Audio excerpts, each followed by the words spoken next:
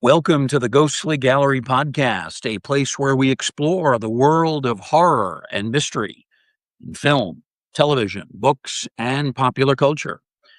Well, greetings, everybody. Welcome to this week's show. My name is Bruce Markison. As always, I'm joined by producer and co-host Tracy Asteria. Tracy, how are you this week? Doing pretty good, Bruce. Things are moving along, and I saw an exciting advertisement, not for a horror film, but for the new Michael Jackson movie, Oh, yeah. and I can't wait for that to come out. So that's in a couple of weeks. That's kind of one of the things I'm waiting for. How about you? Yeah, I saw that actor. He looks a lot like Michael Jackson. Whether he's Hmm. a good actor, I can really tell from the trailer, but I'm sure that's going to draw a lot of attention when that comes out. Absolutely. Yes. Well, speaking of new movies, last Monday, I went to our local theater in Oneonta. It's about a half-hour drive from where I live in Cooperstown. And I went out there. Normally, I wouldn't go to the theater on Monday night, but they advertised a Monday mystery movie. And they said specifically that this would be from the horror genre. So I said, you know what? That sounds kind of interesting. Let me go out there. I've got some time Monday night to do this. I had no idea what to expect, but thought, this could be cool. So they ended up showing a new movie that had not yet been released into theaters, but would actually debut 4 days later. So as we speak, it is now in theaters, but it's brand new, and it's called Faces of Death. And you know what? It turns out to be pretty good. I don't know if you've heard about this movie. Have you heard a thing No, about it? I haven't. Okay. Hasn't gotten a lot of publicity, but now that they pulled off this Monday mystery movie at the theater, and by the way, the theater had a lot of people. Normally, when I go to that theater, not a lot of people. Of course, I go at odd times. This was 7 o'clock Monday night. I tend to go to the 5 or 5:30 showing. Not many Mhm. go there. But at 7 o'clock for this mystery, a lot of people were there. I assume they're all horror fans, so that speaks pretty well for Oneonta. So Faces of Death is a reimagining of the very controversial film that originally came out in 1978. It was kind of a documentary. Some have called it a mockumentary that reportedly showed scenes of people actually dying on screen. As it turned out, a good portion of the movie was staged. So these were not actual scenes where people were dying, but there were some scenes that actually had been collected from other sources that did show people committing suicide. So there was some of that in the film. It wasn't all authentic. And this created quite a stir, and a lot of people were shocked that, the director would put this movie out. Then it started to die off a little bit when pardon the pun, die off. It started to die off a little bit when people realized that a lot of this was staged for Mhm. the film itself. So this new movie has the same title, Faces of Death. It's very different, though. It's presented not as a documentary, but as a feature film. It centers on a character, Margot Romero, a woman who moderates something called Kino, which I guess is a TikTok-like platform that is responsible for filtering out content that might be considered violent, extreme, offensive. So Margot discovers an eerily real decapitation scene on the site. At first, she thinks, this is obviously staged. So she allows it to pass, accepts it. But then her concerns grow when another video depicting a death, this time via the electric chair, pops up. And it has a very similar format, a similar look to the first scene with the decapitation. And then Margot discovers that the man responsible for these killings is actually reenacting scenes from the original Faces of Death from 1978. Only this time, the deaths, the killings, they're real, not staged. So it's kind of interesting how this film makes reference to the previous film. It's not what I would call a sequel.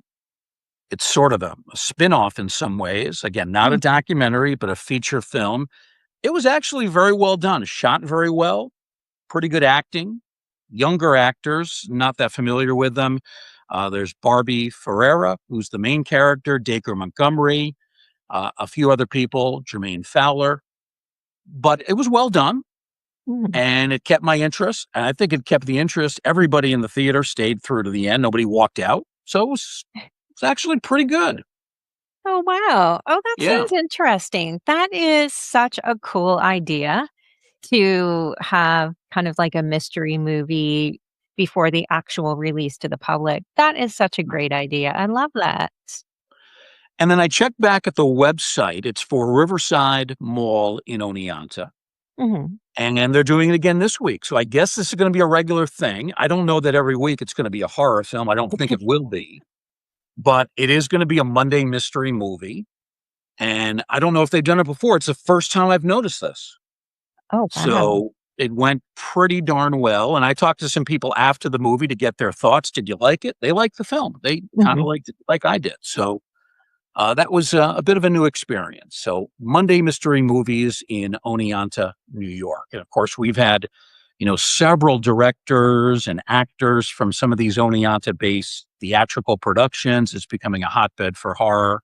So it was nice to see the turnout of people for this mystery movie.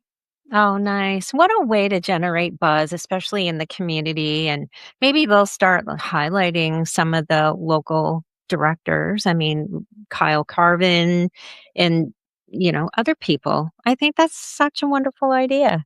Yeah. It gave me an idea for this show. I think maybe I'm going to spring on you a mystery movie that we're going to talk about. I won't tell you about it beforehand. And even if you haven't seen the movie, you're just gonna have to fake it like you have and analyze it. So, I just wanna throw that out there, and maybe we'll work on that for a future show. Thumbs up on that one. Yeah, yeah.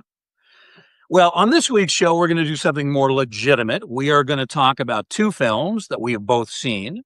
One is relatively recent from 2023, and another one, certainly I wouldn't call it old or vintage, but it came out 20 years ago. The first film we're going to discuss is Talk to Me. This is a movie about a severed hand with apparently supernatural powers. And then we're going to go back to 2006, April of that year, for the Bigfoot themed film Abominable. So, first up, Tracy, is Talk to Me. And you're going to start us on this one if you would. Yeah. So I'll be honest, I just watched this film for the first time just the other evening, and it's one of those movies that have been on my list for a really long time, and for whatever reason, I just haven't had the opportunity to watch it, so I thought this was a great time. So, it's one of these movies that you just know it's not gonna end well. It came out in July of 2023 in the United States, but it actually debuted in Australia, which this one is from, back in 2022, the latter part of 2022 at the Adelaide Film Festival. So, but the United States, it was July of 2023. And it was directed by the Filippo brothers. And I hope I said that right. So, Danny and Michael. And they are the same fellas that created, the film Bring Her Back. So, that's also a really intriguing thing why I thought we should watch this movie. But, Yeah, Bring Her Back was one of the better films of 2025. We talked about it a few absolutely. times. Yeah. Yeah, and that is kind of like one of the real big pushers to actually finally sit down and watch this one. So I was really excited. And the opening scene definitely didn't disappoint me, Bruce. Because it opens up so abruptly. You don't expect like a bunch of action right at the very beginning, but you're kind of dropped right into like this really crowded house party, and there's this big guy, and he's just like moving through the crowd like he's on a mission here. He's panicked and he's like on the hunt for somebody. he makes his way to the back end of the house, and he's just, like, starting to pound on this bedroom door, and finally he breaks it open. And there's this young man kind of, like, sitting on the bed, and it turns out to be his brother, his younger brother. So he Yeah. grabs his brother, and they're making their way to leave this party, and just out of nowhere, this younger brother picks up a knife and stabs his brother, and Yeah. that's it, just boom, down to the floor he goes.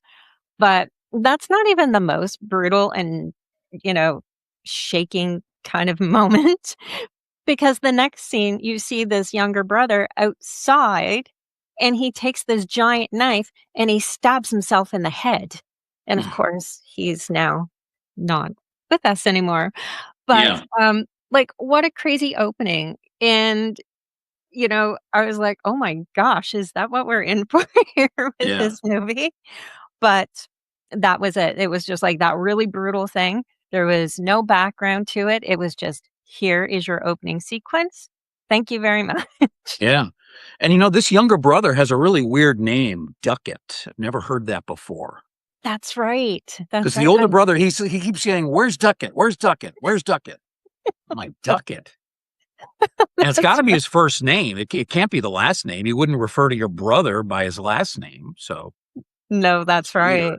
Yeah. It was definitely very, very strange. It was I guess it was strange to go with the opening sequence. Yeah.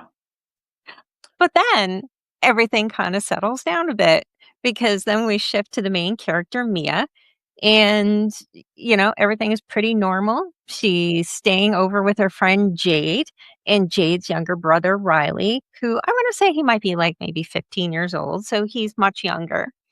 And Mia, she's currently dealing with the loss of her mother, and that actually plays really deep into some of the things that happen in this movie and some of the decisions that are made. But the death of her mom happened about 2 years prior to this incident. So, Mhm.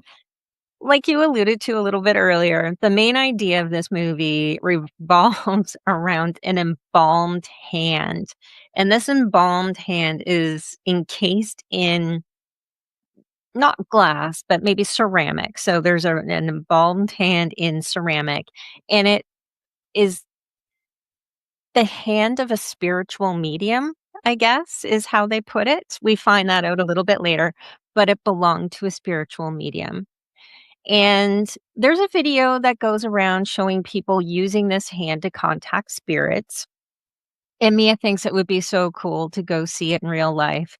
Figure out, is this just acting? Is this real?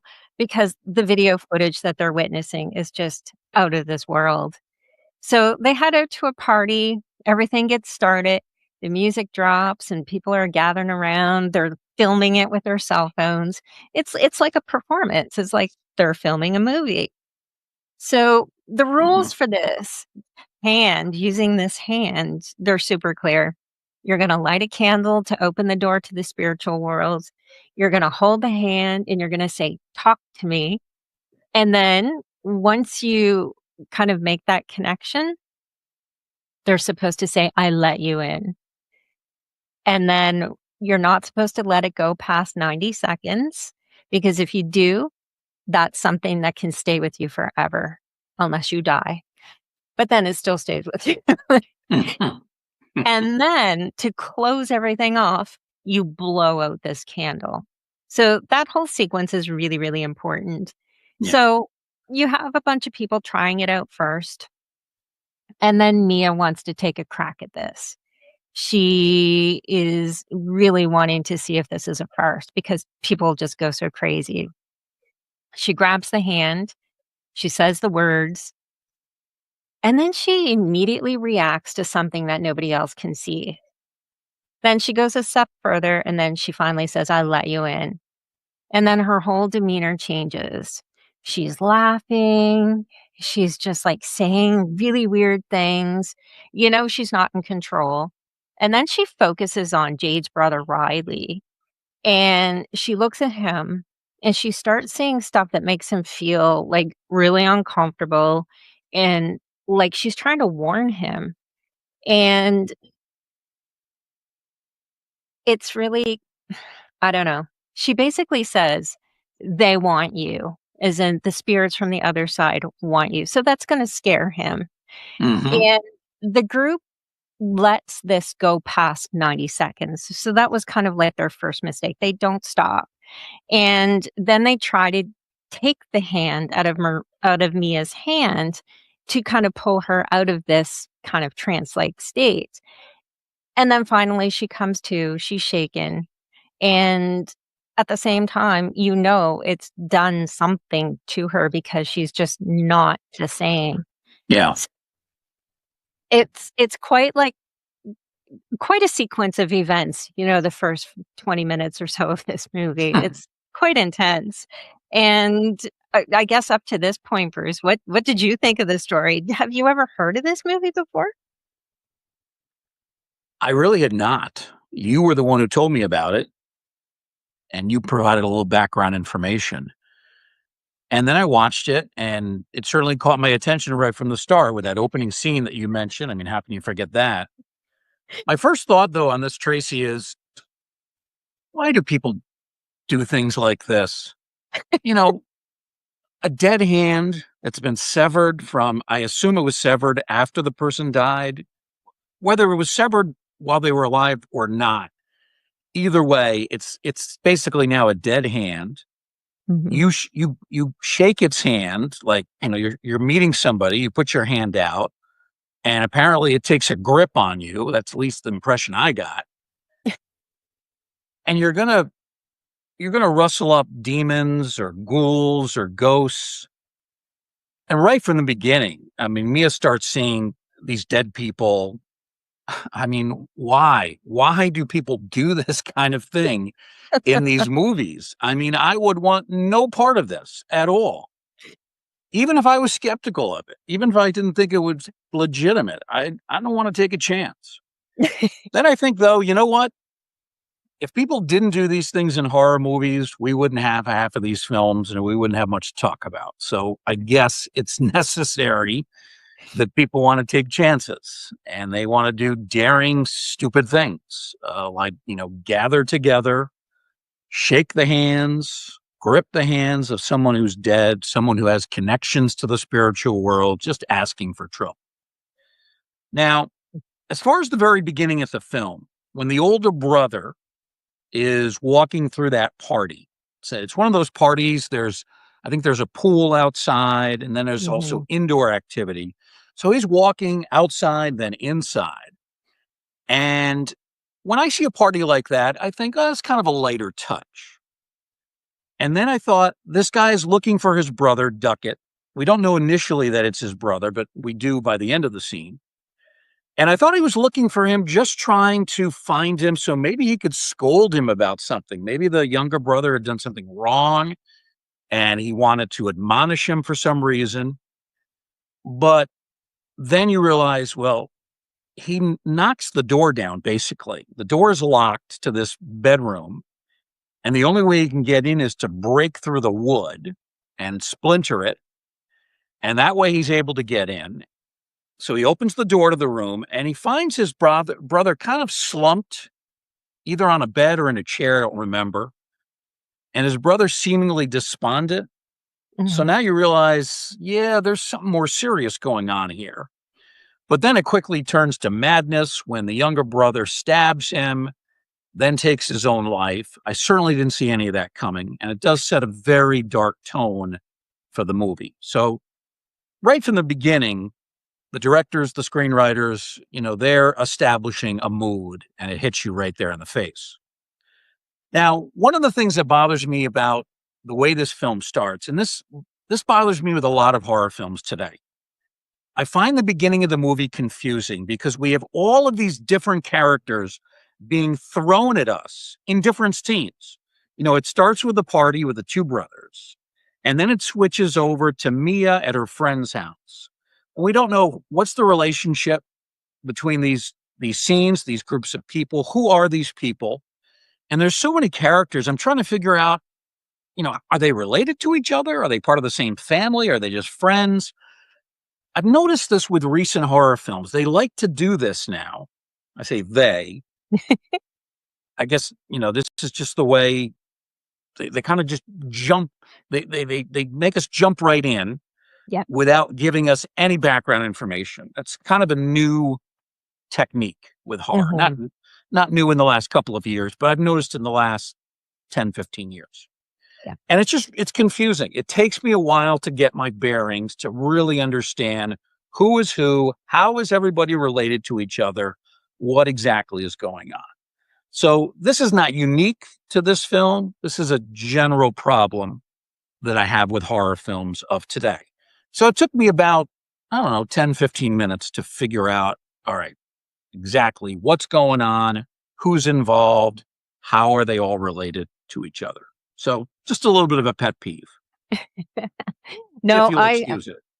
I totally agree. I've noticed that a lot too, and it's funny, like, that you bring it up because I mean, I have, especially the last couple of newer movies that we've watched, like Primate. I mean, that kind of like jumped right in there. Mhm. Um, a lot of the, I don't want to say younger themed movies, I guess. Um, the ones that I think would gravitate towards maybe young adults, older teenagers. Like, I find that it's a lot of those that kinda, like, go right in there to try to grab your attention right away, Yeah. just kinda like this one did.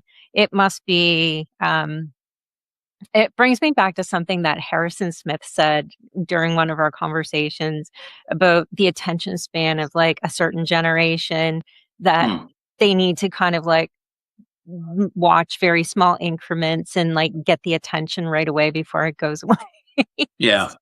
So, I think that's kind of what's been going on, because I have noticed that with the last, especially the last couple of movies that we've watched and talked about. But yeah. Well, Green Room was like this, and I like Green Room. I thought Mhm, very good movie. Anton Yelchin, but they throw you into chaos at the beginning. The first scene, these members of this punk rock band are in the middle of a cornfield. They wake up in a car that's run out of gas, and you're like, wait a minute, no setup. Where are we? How did they get there? And that's that right. movie never really down. I mentioned when we did that show just a few weeks ago, I had to rewatch some of the scenes just to make sure I captured everything that was going on, to make sure I had the sequencing right, to make sure I Mhm. saw these little details, because everything is just being thrown at you. I guess it's like a chaos theory. Let's bring the viewer into chaos right from the beginning and let them figure it out. Exactly, and that's exactly Yeah. what happened here. Yes. But Exactly. yeah, I and you know what? They actually do it again. They do this again, and Mhm. they have another party. So they've done their first round of shaking the hands with this embalmed hand, and now they do it all over again the next night. So if the first night wasn't exciting enough, they're doing it again. Mhm. But this time, they're doing it at Jade's house. So Jade's mother has gone to work at night. She has a couple of people come over and they bring the hand. And this time it feels way more casual. It's, one of those things where they're passing this hand around. Everybody's taking their shot at it. Jade's boyfriend, who I believe is quite religious from what I understand in this movie, he goes first. That scene is, like, pretty intense. It Mhm. looks like he's choking and then something shifts, he comes out of it, and he's, like, so not okay. But the people keep going, like, they keep passing this hand around, Yeah. and it's so bizarre, like, they're witnessing what's going on, but they still want to keep going. And then Mia goes, and she goes again. They're taking turns, they're filming it, they're laughing, they're carrying on. But Mia gets really kind of like hooked on it. Like, she's developed some kind of an attachment to it. It's like a drug. She's got to keep doing it over and over and over again. And young Riley is there, and he's watching all of this. He's nervous, but he also wants to give it a try. And he keeps asking his sister, and she doesn't wanna do it. She doesn't wanna let him do it. But then Mia, a family friend, she allows it to happen, so she does it. She allows him to do it. So they set everything up, and one of the things I didn't mention earlier is, like, part of the process of setting it up is they actually have to tie the person using the hand down to a chair so they don't hurt themselves, I guess. So they tie him to the chair, they light the candle, Hmm. they pass him the hand, and he says, "Talk to me." And right away, it's a little bit different, something is different about this particular experience. He sees something, and then he says, "I let you in." And at first, everything starts to go the exact same way, and it automatically changes really quick. And this now leads to the session going way too long because he starts talking to Mia like it's the voice of her mother, her deceased mother. And Mia does not want that to stop. So they keep going. It's more than the agreed upon 50 seconds that they were going to go. And it lasted past 90. I think they let it go almost 2 minutes or a little more than 2 minutes. But it's way too long. Riley loses complete control. And this scene is really hard to watch because there's such brutal violence that follows this session, but he inflicts it upon himself. And it's to the point where he has created terrible damage to his body. He smashes his head, he tries to dig out his eye, um, and he ends up in the hospital, and he's barely clinging to life. And the police end up getting called, and it's a huge, huge situation. It's very serious. And this is just kind of where everything stops for a minute. So, what did you think of that scene? Did you think that one was a little bit overboard? Yeah, for me, this was not just a bit much, but a lot too much, Yeah. especially when he tried to pull his eyeball out. And luckily, they stopped him before he finished the job. I mean, he damages the eye, but he doesn't pull it out of its Mm, socket. You know, seeing a kid do this to himself, and you mentioned he looks like he's about 15, maybe 14, maybe yeah. 13. Seeing a young kid do this to himself, I'm always concerned when I watch a horror film and I see kids that are being abused and tortured or physically damaged in some way. Mhm. And I know that's happened, goes back to The Exorcist when, Linda Yeah. Blair's character, what she was put through in that film, what her character was put through in that film as she was possessed by the demon. But it's one thing when you're being hurt by someone else, but when you do it to yourself and it's a kid, I don't know, to me, that almost goes over the line. It's hard to watch. Yeah. So I didn't really like that. And frankly, given how many times the kid banged his head onto, I think it was a Oh. table and also a wall, Mhm. how is he still alive at that point? I mean, he looks really bad, but I'm thinking his face is so mangled. How could he even be alive? It's hard to look at. Yeah, it's definitely too extreme for my taste. I Yeah. think they could have made the point in the scene. They could have advanced the story without going to such extreme measures, my feeling. Yeah, I thought that was super extreme as well. It was not anything I was expecting at all. It was pure brutality, and Yeah, the shock value on that, it actually it blew me away. It was something that I did not expect at all.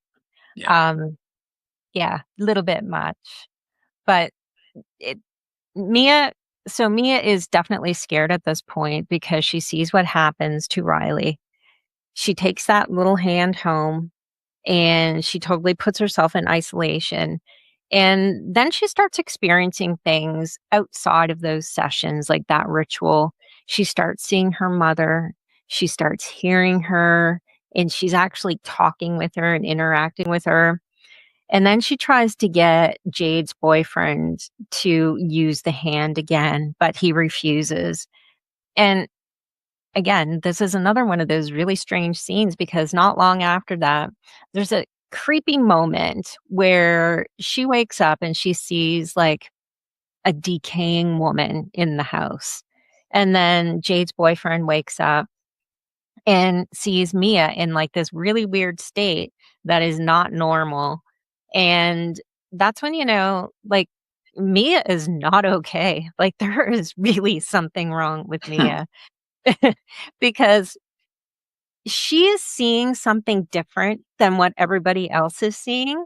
So she Yeah. saw this decaying woman in the house doing things to Jade's boyfriend's feet. I'll leave it at that. But when Well, why Jade why don't you be more specific and tell us? number 1, I hate feet. Yeah. It's oh god, it's so yucky.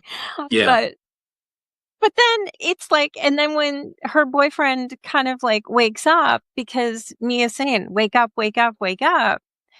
He wakes up, and it's not the decaying woman doing something bizarro to his feet, it's Mia, and, like, Yeah. her eyes are white because, like, she has, like, not that she doesn't have eyeballs in her head, but they're just, like, white, like, she's possessed, and Mhm. it's just so bizarre, and it's like something crazy is happening, and then finally, Mia admits that she's been seeing things, surprise, Yeah. and she finds out that nobody else is experiencing these things. And they've all used this hand. So for whatever reason, she's got this weird connection that she can't pull herself out of. And she then gets the brilliant idea by listening to her mother's words, I guess, that the only way to fix Riley is to go back through the same ritual and make sure that they close the door by blowing out this candle. So eventually, she convinces a couple of people to go back to the hospital, get into Riley's room, and then they perform this ritual again. But it definitely doesn't go the way that she expects. And instead of fixing things, I think she makes things worse. And she sees super disturbing images of Riley, and they're not great. They're really scary. And at that point, she's absolutely certain there's something after this kid. And more starts to come out about her mother. There's so many like side stories that are going on in this movie, but Yeah. more comes out about her mother and like her tragic passing. So we find out that her mother has committed suicide and her father gives her a note, kind of like an exit note from her mother. And the voice of her mother and the image of her mother is basically chattering to her saying, "Don't believe your father. Your father doesn't know what he's talking about. That's not even your father. That's a demon." Mhm. So she's kind of like in this weird spiritual world speaking to her mother, who's really a demon, who's trying to convince her that her dad is a demon. But there's a certain scene that happens. She's not so nice to her father, and something really terrible happens, and she just I don't wanna give it away, but something really bad happens to her father, Yeah. but she tries to trick her friend Jade to meet her at her house, and then Jade is the one who actually discovers her father there in a very injured state. Um, but allowing Jade to come back to the house allows Mia to go back to the hospital so she can finalize things with Riley and kind of fix the whole entire situation. And I definitely don't want to give this ending away, but for me, Bruce, this just goes in like a totally weird direction that I didn't Mhm. see coming. um, I mean, yeah, I definitely don't wanna give it away. It's the ending kind of makes up for everything that has gone on in this movie, and the ending is kind of up for debate as well. But, it was for me, it wasn't like a really bad movie. I thought it was okay. I liked the idea behind it, and I thought it was kind of, like, fun in places, but spooky in others, and I like the direction that they kind of added the demonic Mia's mother into this. I thought that was kind of great. I think there was a lot to this movie. It wasn't the same, like, I don't know what I was expecting, Bruce. Like, for me, I was kind of expecting the caliber level of Bring Her Back, I guess, Yeah.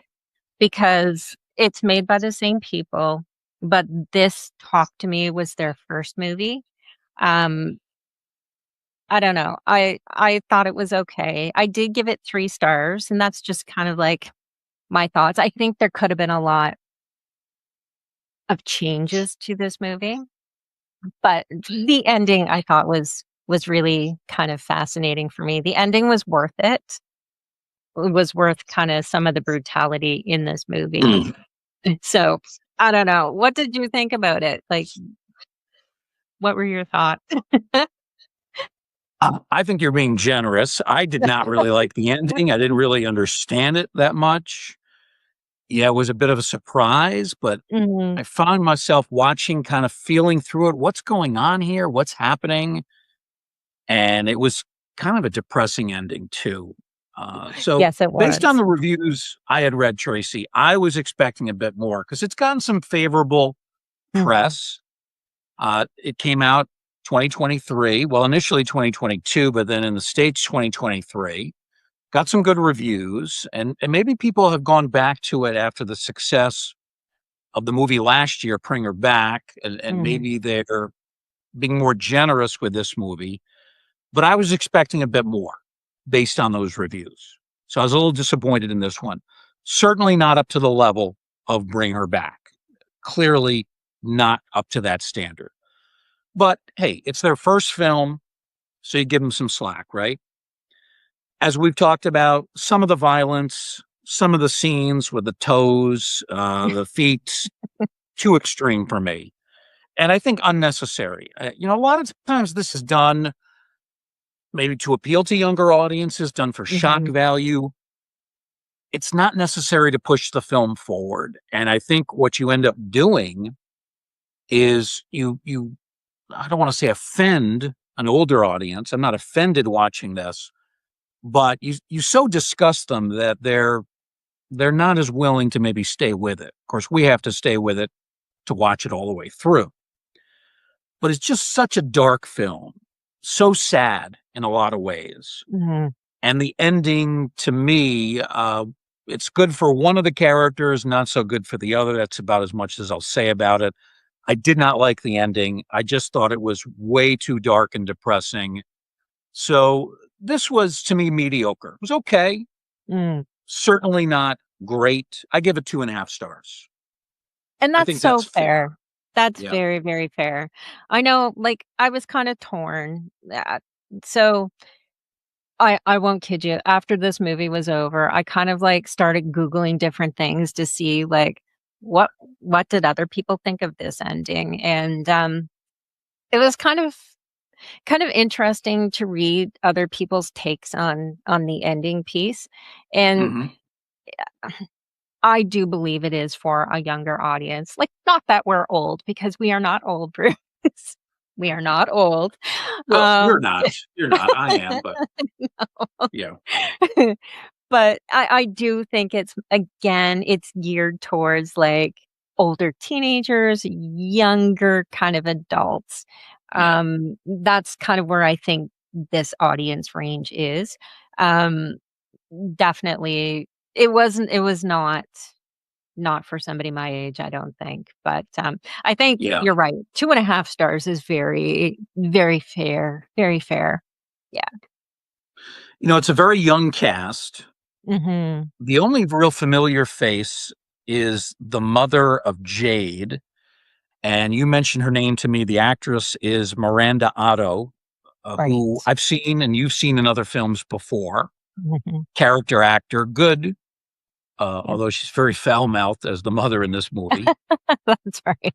We see the deceased mother in a couple of scenes. We see Mia's father, but none of them have a lot of screen time. It's almost all the younger people, and I'm guessing that these are what, high school age, college age, maybe? Yeah, I definitely Yeah, say high school, probably yeah. grade 12. Yep. And the acting is good. They all do a good job, but they're not familiar faces to us. Mhm. And I think when you have such a young cast, it's pretty obvious that you're trying to target a younger audience. And I'm sure that this film reached that audience with what it did. Yeah, absolutely. All right. So Tracy gives it 3 stars. I go 2.5. That is our first film of the show. We're going to take a short break. When we come back, the second half of our double feature, we'll talk about a movie that came out 20 years ago. That is from 2006. It's a film starring a friend of ours, guy who we've had on the show a couple years ago, Matt McCoy. The movie is Abominable. We'll talk about that in a moment. Stay with us on the Ghostly Gallery.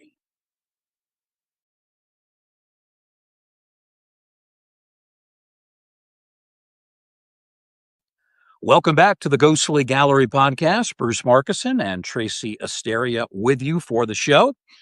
And on the second part of this program, we're going to talk about the second half of our double feature. The film is Abominable.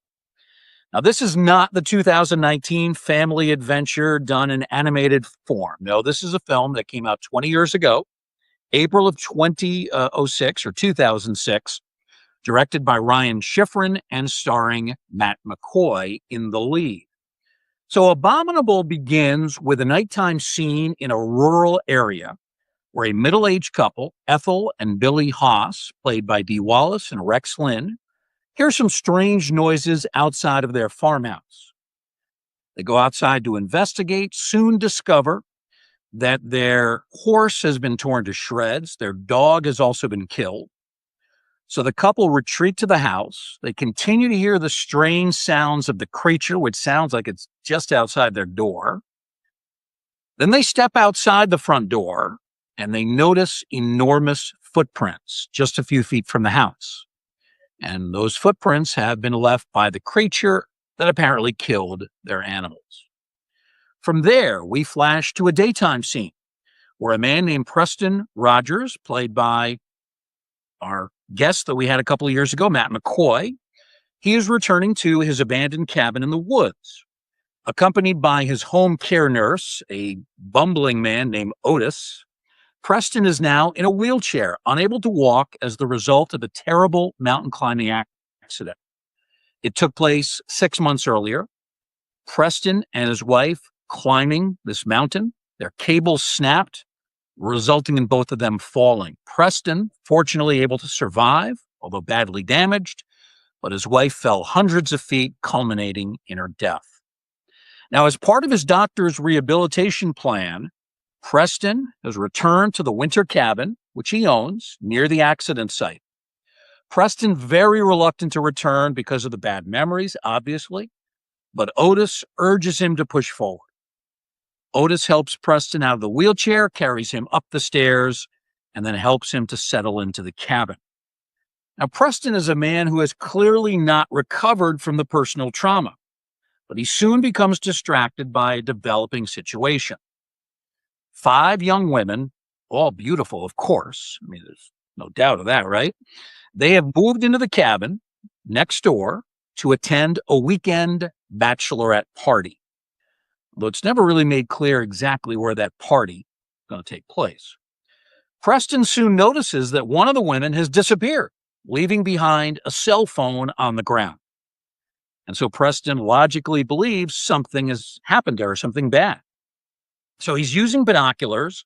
He begins to look around the surrounding area from his house.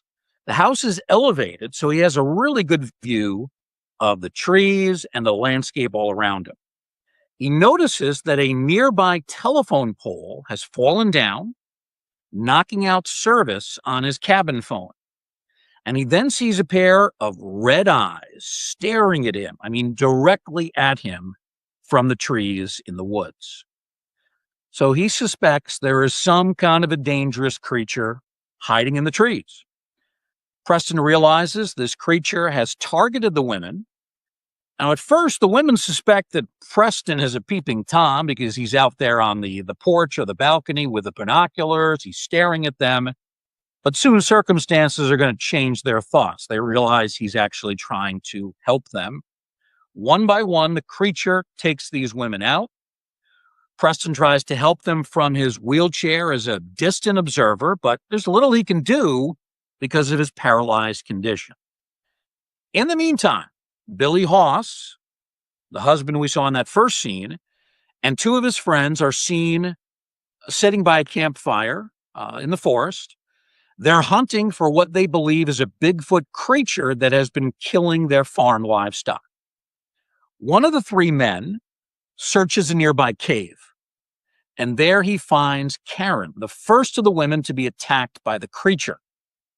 The man tries to help Karen, who's badly wounded, but she is quickly dragged away by something. In total fear, the man runs back to the campfire to find his two friends.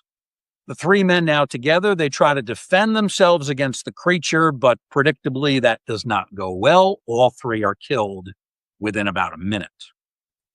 Meantime, back at the cabin, Preston attempts to contact the local police. Even though the phone is down, he sends them an email.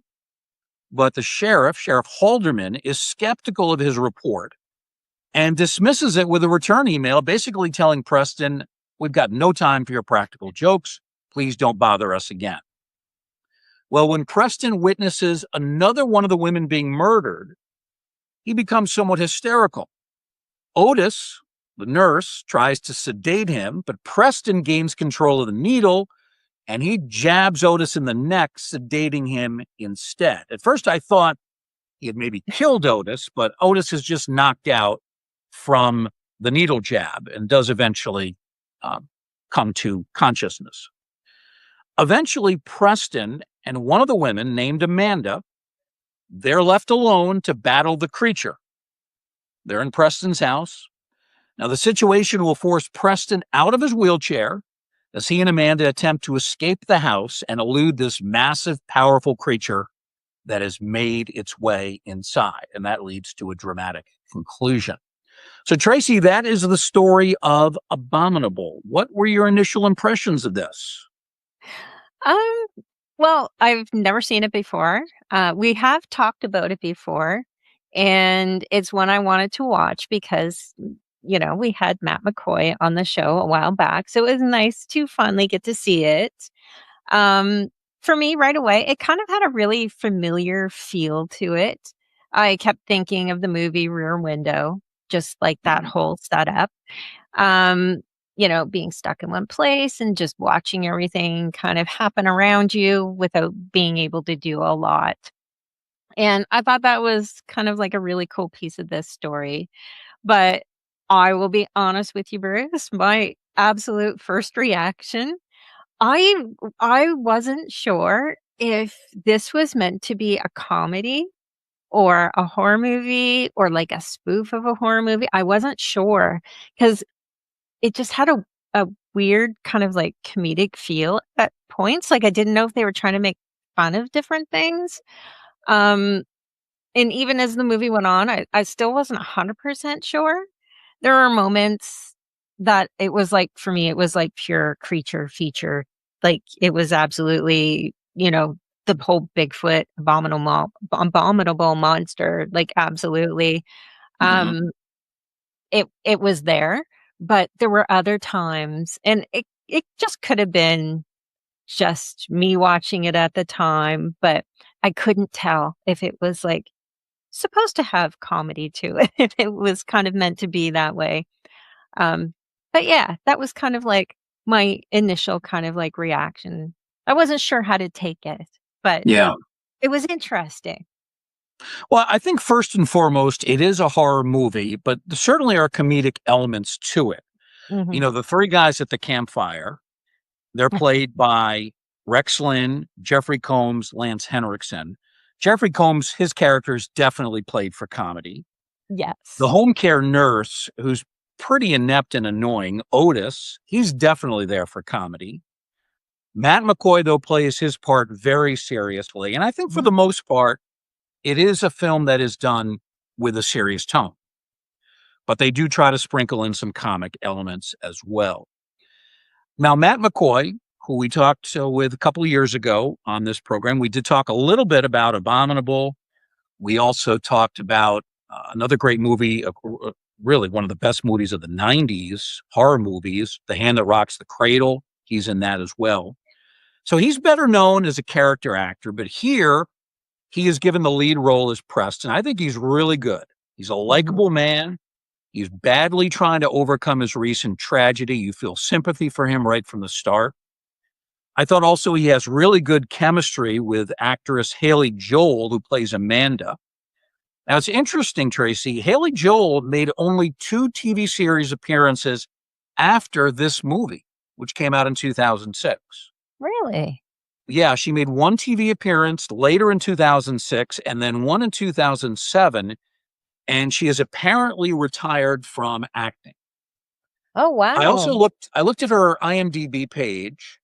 She graduated from Harvard. I think she was magna cum laude. So she's Wow. obviously very intelligent. I can only assume she's gone into some other profession, Mhm. but she has basically stopped acting since 2007, which kind of surprised me. Mhm. Now, while Matt McCoy is clearly the star of the movie, one of the fun aspects of Abominable is this supporting cast, which really does feature a who's who of notable horror actors in smaller roles. You got Dee Wallace, you got Rex Lynn, they're the couple. You've got Jeffrey Combs, Lance Henriksen, so they're Rex Lynn's buddies. And then you also have an actress, Tiffany Shepis. She plays, well, the character named Tracy, named after you, I believe. And she's one that is done in by the Beast fairly early on. So these actors help round out the cast. It's a really good cast. Mhm. As I mentioned, Combs is there to provide comic relief. He's kind of a hillbilly type. The others play their roles a little bit more seriously. I also wanted to mention there's an appearance by the late character actor Paul Gleason. He plays the sheriff. Mhm. Gleason is best known for his role as the vice principal in The Breakfast Club. Hard-nosed guy in that movie, to say the least. Mhm. I met him years ago. He is a former minor league baseball player, huge baseball fan. He came to Cooperstown for the induction of Tommy Lasorda, the great Dodgers manager. He Wow. apparently was friends with Lasorda, and I had a chance to talk to him very briefly at the Otisanga Hotel because I recognized him from these various film roles that he's done. Now, sadly, Gleason died only 6 weeks after the premiere of Abominable. He had a kind of lung cancer that I guess was brought upon by exposure to asbestos, which dates all the way back to his childhood. He, I think, was helping his father out, and he Mhm. was at some sort of a job site where there was, clearly asbestos. It wasn't safe, and this ended up being one of his final films as a result. So kind of sad. He's a very good character actor, and the fact that he's a baseball fan, I mean, makes him even more likable to me. Mhm. Playing Gleason's deputy in the movie is another notable actor, Phil Morris, who had a recurring role on Seinfeld as the fast-talking lawyer Jackie Childs. You remember him, right? Yes, okay, Yeah, okay. the same guy. He's very different in this movie. He plays the role straight. He doesn't talk anything like Jackie Childs. He has a far different cadence. Sounds nothing like the lawyer, who likes to use big words and has memorable exchanges with Kramer in those Seinfeld episodes. You almost don't recognize him because his voice is so different, and he's speaking normally and not in the Mhm. Jackie Childs method. One other actor I wanted to mention, and he's playing a key role even though you never see his face, and that's a special effects artist named Michael Deak, Deak. He plays the monster. So this is not a CGI monster. This is a man in a abominable snowman type of outfit, costume. Deke is 6'6" tall, making him an especially good fit for the oversized creature. So that's the cast for the movie. And I think the fact that you have this kind of eclectic cast of familiar names, many of them tied into horror, I think this makes it an even more fun production. Tracy, how about you? Who stood out for you among the players in this film? Oh my gosh, I really liked Matt McCoy. I thought he did such an excellent job with this movie. It it it was just he did it so well. It was so well done. I thought he totally stood out Yeah, in this movie. Believe it or not, it was really great to see Erickson, um, Jeffrey Combs, like Dee Wallace. I expected to see them a little bit more. But, it was just kind of like a cameo, but, I thought that was kinda cool to see those guys, and the nurse that looks after Preston, um, as goofy as he was, like, I thought he did a really good job as well. yeah. I don't recall seeing him in anything else, but, I don't know who else could have pulled it off because he was just, like, so goofy and, yeah, I think he played the part well. I think in real life, he's more of a special effects guy, but Really? he's done some acting roles. And it took me a while to figure out exactly what his relationship to Preston was. I first thought maybe it's his brother, Mhm. but Yes. then I looked at the summaries online and they said very clearly that he is the home care nurse. And he Yes. does wear kind of in one scene, he's wearing like one of those scrub type shirts. Yes. So that sort of makes sense. But you're right, he is very good. He's the annoying, dopey guy, who tries to be funny and comes across just being ridiculous. Yes. And as sane and reasonable as Matt McCoy's character, Otis is in a different room. He's completely different. So you like Matt in the movie? What do you think about the group of actresses, playing the victims here? I thought they were all pretty decent. I tried to see if I could kind of, like, place anybody that I might have seen before, but not. They totally reminded me of your typical group of girls who'd be going to a bachelorette party. The only one that kinda stuck out was, there was one particular one that stuck out as I she didn't really feel like she was vibing with the rest of the group. Hmm. She was just kind of mean to the other girls. It was a Yeah, very weird situation. I don't know why she was there, and I even think the group of girls said, "We don't know why you're even here." So, but I thought they did really good. yeah, The kind of, like, one survivor at the end, Amanda, I mean, that was a pretty decent role. I mean, man, she worked hard in this movie. oh Like, yeah, she was she had to drag Matt McCoy's character, like, all over the place because, of course, in this movie, he was wheelchair bound. yeah. So, all of the movement of him not being in the wheelchair and trying to escape that house, like, she was dragging him, and that's a lot of work. Yeah. Were you surprised, like I was, that she's now not acting anymore? Mhm. I had no idea because, I mean, Yeah.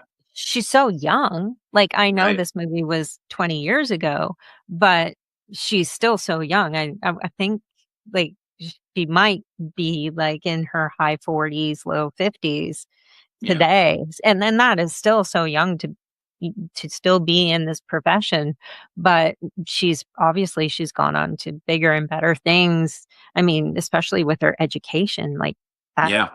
huge, right? Right. So, can understand why she would have left acting to go to something better. I thought she was good in the movie. She had great chemistry with Matt, and Mhm. so in a way, a little disappointing that she hasn't pursued that career, but hopefully has found happiness doing something different. Now, Abominable was directed by Ryan Schifrin, and I did a little research. Apparently, he knew Matt McCoy from years ago, and he wanted both Matt and Jeffrey Combs for the film. In fact, he wrote the script, he wrote the screenplay, And he wrote the roles for those two guys specifically and was able to get Wow. them for the movie. Now, you mentioned Rear Window earlier. This is a really important point. Schifrin was definitely inspired by the Alfred Hitchcock classic film from 1954. Matt McCoy's character, like the Jimmy Stewart character in Rear Window, is in a wheelchair. In the other film, in Rear Window, it was an accident. He's a photographer and he's laid up for probably several weeks in his apartment. Can't really even leave the apartment. He's so bored that he looks across the apartment complex at all the activity. So that's set in a city scene, an Mhm. urban scene, whereas Abominable kind of takes Rear Window, puts it in a rural backdrop. And in this movie, Matt McCoy's character, he's either in a wheelchair or literally on the ground the whole time. Yeah. And he has to spend a good part of the film watching the other cabin and watching the surrounding forest, and he has no other actors to play his lines off of. He's basically talking to himself. And I don't think that's easy to do. And I think he pulls that off very well here. Yeah.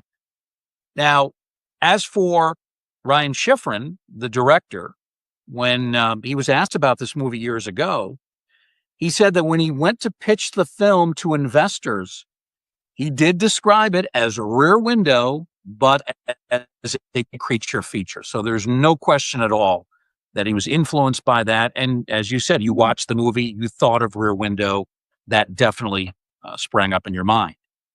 Now, as Matt McCoy pointed out in his interview with us, Abominable is really an overachieving film. It was made on a very small budget, but they managed to sustain the story with a mix of suspense, mystery, and action. And I think given the budget restraints, the makeup and the special effects are pretty respectably done. The monster, the Bigfoot slash abominable snowman type characters, pretty frightening. I think also very wisely, early in the film, Schifrin only gives us glimpses of the monster. And it isn't until about an hour and a minute into the movie that we really get a full view for like a couple of seconds. And I think that's always good when you have a monster like that, is to maybe just give sneak peeks early on and then wait until more of the film has gone by. And then you let people see the whole thing. I thought that was very effective. Now, this film has its share of gore, but not so much that it overwhelms the story. For me, the end result is a fun, fast paced movie that puts its own twist on the legend of both Bigfoot and the abominable snowman. I like it a lot. I gave it 3 stars. Tracy, how do you rate this one? So I gave it 3 as well. I really did like the premise of the movie and just it automatically reminded me of Rear Window, and I really love that movie. So it really vibed for me, and just seeing Matt McCoy on screen, I thought that was so cool. Um, I mentioned I would have liked to have seen Dee Wallace and Lance Henriksen a little bit more, but that's okay. That was just like a cameo. Um, cool dynamic, interesting with Preston's caretaker, definitely questionable at times. Very funny, but if you haven't seen it, but if you have seen it, he did get what he was owed at the end anyway. Yeah. And just a little like laughy haha note, because this really did make me laugh. And it was at the end when Amanda, the lone survivor from the bridal party, when she was being wheeled out on that stretcher to go to the ambulance, her lip gloss was absolutely perfect. Like, after everything that she went through, that dragging the guy through the woods and just, like, the brutality and everything, she's wheeled out on the stretcher. Her pink lip gloss was still bright and shiny, and it was in perfect place. I was like I actually laughed. I was like, "Oh my Yeah. gosh, that's so strange." Yeah. And I don't know why that stood out for me, but I had to laugh at that one. And the entire ending, I thought the ending was pretty cool. not to spoil it, but I think it was like a creepy idea for I mean, they could have done something else in the future. Yeah. Well, she, had to look good for Matt McCoy, right? There obviously were some sparks, if they ever made an Abominable 2, that definitely would have been part of the second movie, their relationship, you could tell. Yeah, Yeah. that's All right, right. so we both like this one, a fun film, 2006, 3 stars apiece for Abominable. Now, Tracy, time for something a little bit new on the program. And for anybody who has been following our Facebook page, The Ghostly Gallery, I've made a couple of mentions that we are going to be featuring a mailbag, the Monster Mailbag. People can email comments to me or they can post comments at the website related to the show, and we'll read some of those out. So I have a couple for our first Monster Mailbag. And the first one comes in with a good friend of mine and a really good supporter of the show, Don Leibel. Don lives down in Florida. And Don corresponds with me pretty frequently, a lot of times about baseball. He's a huge baseball fan. But as part of one of his letters that he sent to me in mid March, he wrote this: I thoroughly enjoyed your latest episode with Sam Irvin. I remember when he was on an earlier show, which was equally fascinating. I knew nothing about his career before that. Now I am a fan.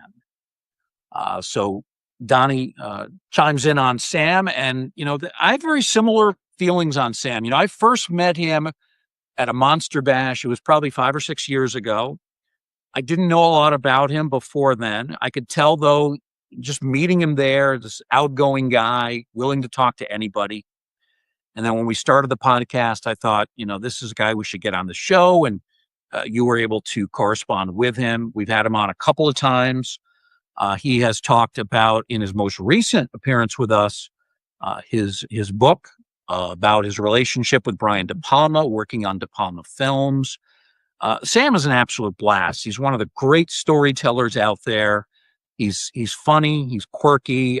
He's just a joy, and you can tell he absolutely loves horror through and through. Mhm. He's fantastic. Absolutely, and that's such a kind note. Um, I think it's really great to get feedback like that from listeners and viewers. And I mean, it means a lot because we have so much fun talking to these guests. And it's really great to hear that our audience also appreciates listening and, you know, giving us that feedback. It means a lot. So thank you. Absolutely. Thanks to Don Leibel for the nice note and for supporting the show. All right. Another note that I have, this actually was a letter sent in the mail, old fashioned letter in the mail. And this was Wow. sent a few months ago from our friend Tucker Christine, who has been a guest several times. a- And he does the magazine Dracula Beyond Stoker, which, by the way, has been nominated for a Rondo. And we hope people will support Tucker. He's been nominated a few times, hasn't won, but I hope that people support him. Go to rondoaward.com and you can vote for Tucker. Some of our other friends have nominations as well: Frank Delastrito, Greg Mank, Jeff Thompson also. Hmm. So hope you support all of them. Tucker sent this note to me. This was probably back in December. And it's a letter about a project that he worked on. I'm going to read it to you. So he says, Bruce, in 1976, Christopher Lee played Dracula for the final time in the movie Dracula and Son, a French comedy based on Claude Klotz's 1974 novel called Paris Vampire.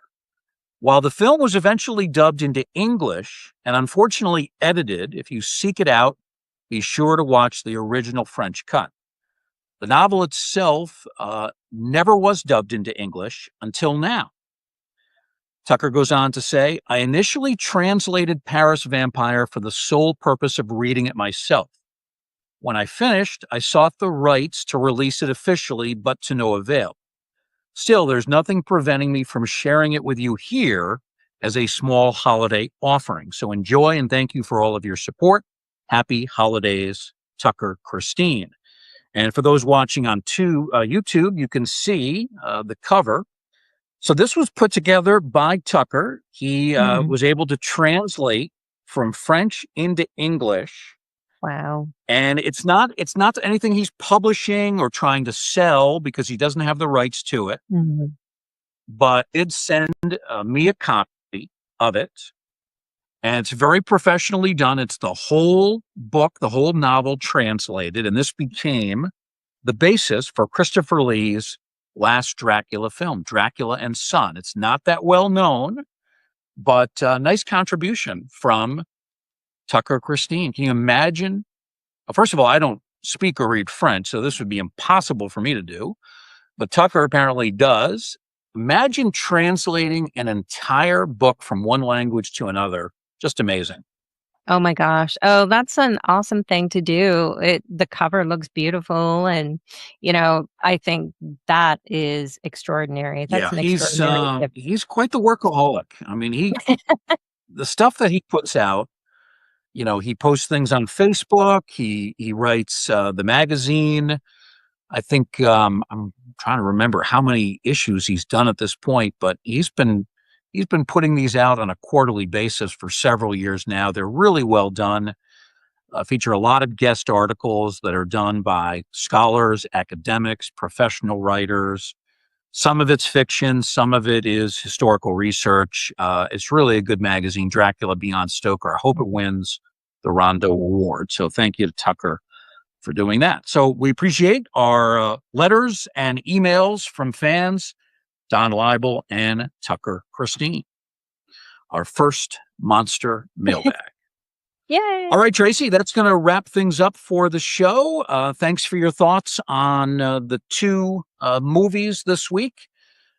Abominable, which we both like, and then Talk to Me, which I guess we have more mixed feelings on.